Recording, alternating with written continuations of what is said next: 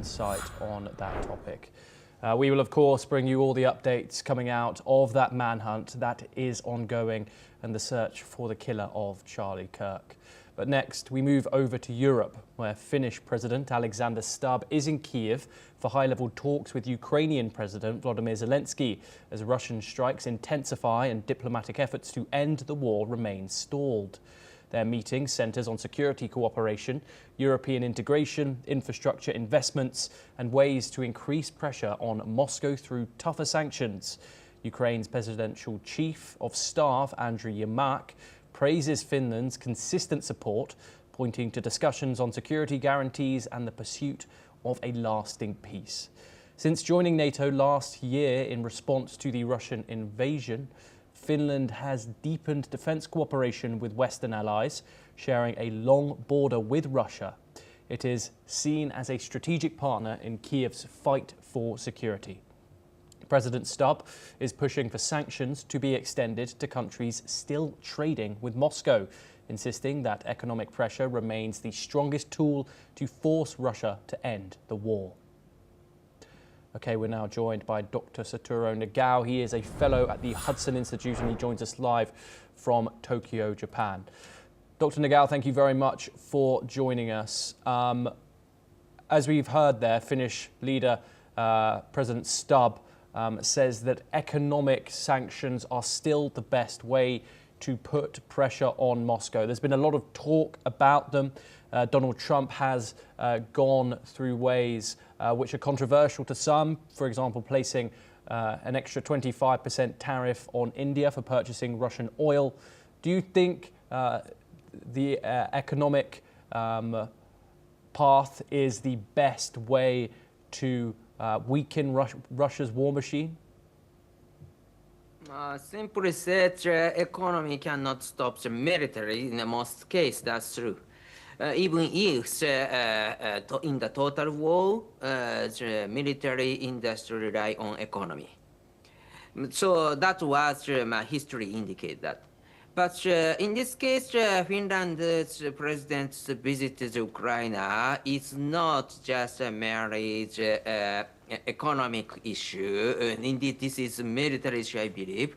What kind of the reasons I need to explain one by one. But simply said, if Russia face many threats at the same time, of course, Russia invade Ukraine was the first problem, but anyway, to defend Russia, if Russia face multiple fronts, Russia face disadvantage.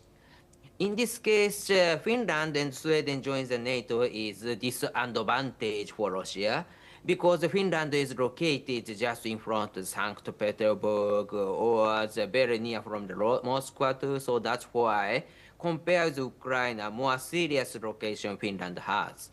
And Sweden join means that from the backside, they will support Finland. So NATO is locating just in front of Russia now because of the Russia invade Ukraine.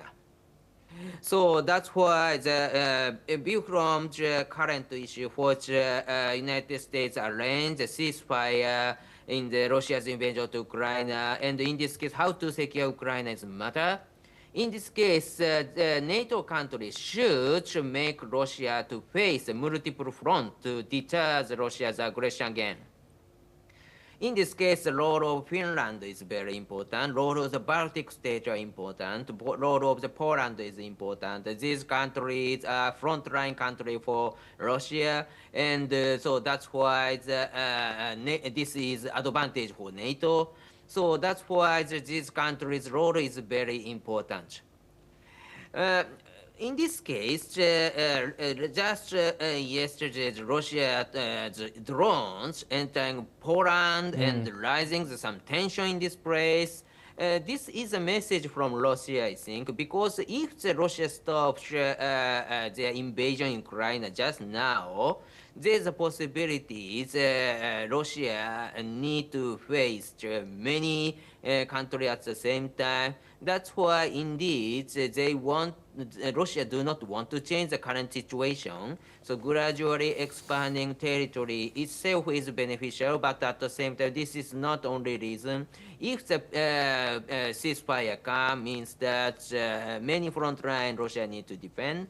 Of course, even if just now, of course, they need to focusing on, but just now, Europe are also focusing on Ukraine.